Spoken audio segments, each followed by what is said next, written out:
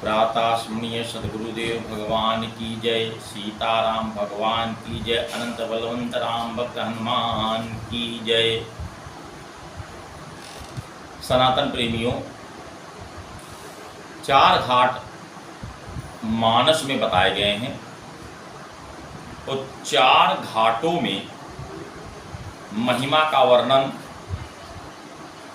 की कथा का श्रवणपान कराया है। शरणागत घाट, कर्मकांड घाट, ज्ञान घाट और भक्ति घाट, इन चारों घाटों में रामचरितमानस की महिमा बताई गई है। वापसी ने मानस के प्रारंभ में 7 श्लोक लिखे हैं। बाबा तुलसी ने मानस प्रारंभ किया। प्रथम श्लोक, वर्णानाम अर्थ संघानाम रसानाम छंदसाम अपि मंगलानाम च कर्तारो वंदे वाणी विनायको। बाबा तुलसी ने अक्षरों, अर्थ समूहों, रस और छंद की मंगल करने वाली मंगलकारिणी वीणाधारिणी माता सरस्वती तथा विघ्न विनायक गणेश जी का वंदन किया है। बुद्धि और वीणा, बुद्धि और ज्ञान, इन दोनों का बाबा तुलसी ने जो वंदन किया है कि अगर बुद्धि ना हुई तो वाणी का क्या महत्व। अब अगर बुद्धि नहीं है और आप कहीं उल्टा सीधा बोल दो तो मार हो जाए, और अगर बुद्धि है तो वाणी नहीं है। बुद्धि तो है, दिमाग तो है, लेकिन किस जगह कहाँ अपनी बात का प्रस्तुत करे कहे, तब वो उपहास उड़ाए, वो गलत सलत बात बोल दो तो मारू हुई जाए। इसलिए बाबा तुलसी ने बुद्धि और ज्ञान, इन दोनों का वंदन किया है। दूसरे श्लोक में बाबा तुलसी ने भवानी माता भवानी और शिव बाबा का वंदन किया है। भवानी शंकरो वंदे श्रद्धा विश्वास रूपिणो याभ्याम विना न पश्यन्ति सिद्धा स्वान्तः अस्थमीश्वरम। बाबा तुलसी ने श्रद्धा और विश्वास, माता भवानी श्रद्धा हैं, बाबा शिव विश्वास हैं। मानस में बाबा तुलसी ने श्रद्धा और विश्वास का मिलन कराया है। श्रद्धा और विश्वास का प्रथम विवाह कराया है। मानस के प्रथम में शिव पार्वती के विवाह से ही, श्रद्धा और विश्वास के मिलन से ही मानस का प्रारंभ हुआ है। जहाँ श्रद्धा है वहीं विश्वास है, और जहाँ विश्वास है वहीं श्रद्धा है।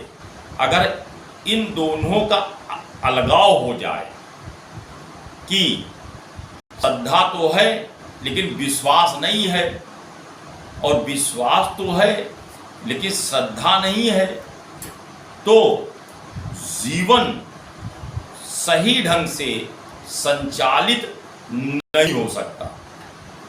बाबा शिव ने,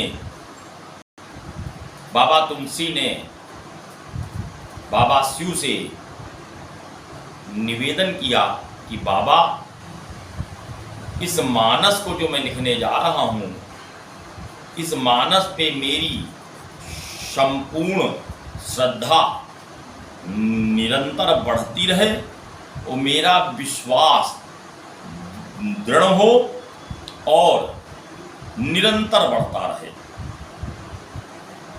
बाबा तुलसी ने तीसरे श्लोक में जगत गुरु स्वरूप बाबा शिव की आराधना की है।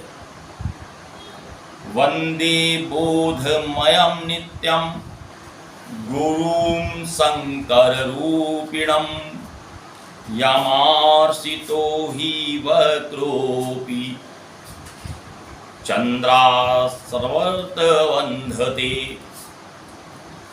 बाबा तुलसी ने जगत गुरु स्वरूप शिव की वंदना की है, इसलिए वंदना की है जगत गुरु स्वरूप शिव की कि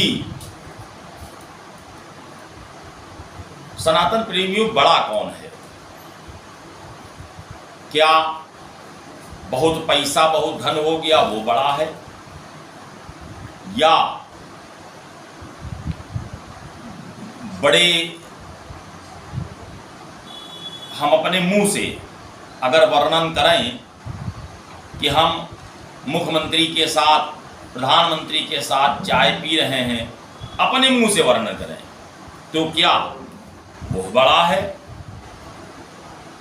बड़ा कौन है?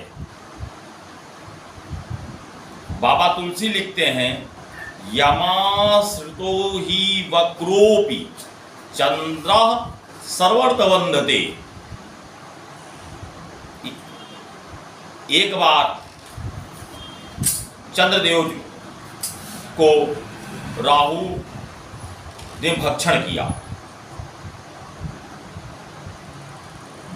सनातन प्रेमियों, जब ग्रहण लगता है तो चंद्रमा को राहु भक्षण करते हैं। चंद्रमा भागा भागा भगवान शिव के पास, बाबा शिव के पास पहुंचा। बाबा शिव से कहा, बाबा बाबा हमें बचाइए, त्राहि माम, हमें बचाइए। तो बाबा तो भोले हैं। तो भोलेनाथ ने कहा कि भाई जहां तुमको स्थान मिले वहां तुम बैठ जाओ। चंद्रमा उनके कपाल पर बैठ गया, उनके ललाट पर बैठ गया। अब चंद्रमा मदद मांगने गया। चंद्रमा अपने को सुरक्षित रखने के लिए बाबा के पास गया, तो बाबा ने उसको बैठने की जगह दी। और चंद्रमा वह ललाटे बैठ गया। अब जो ललाट पर चंद्रमा विद्यमान है वो पूर्णमासी के नहीं है, वह दूज के चंद्रमा है, क्योंकि दूज के चंद्रमा होते हैं। तो यहां बाबा तुलसी ने ये बताया है अपनी लेखनी में कि जिस टेढ़े व्यक्ति को जो स्थान दे, कोई टेढ़ा व्यक्ति है, चंद्रमा टेढ़े थे, बाबा शिव के पास चले गए। बाबा शिव ने उनको अपने ललाट पर बैठाया, वो ललाट पर बैठे, वो जगत पूंज हो गए। जो टेढ़ा व्यक्ति अगर किसी के पास जाता है और वह उसको शरण देता है और वह उसके पास जाकर के अगर बड़ाई पाता है तो वह श्रेष्ठ व्यक्ति है। बाबा तुलसीदास जी ने तीसरे श्लोक में गुरु स्वरूप बाबा शिव की वंदना की है। अगले श्लोक में हम आपको स्वर्णपान कराएंगे। आप कृपया ध्यान से जब सुनेंगे सभी भागों को, तब आप समझ पाएंगे। सीताराम भगवान की जय।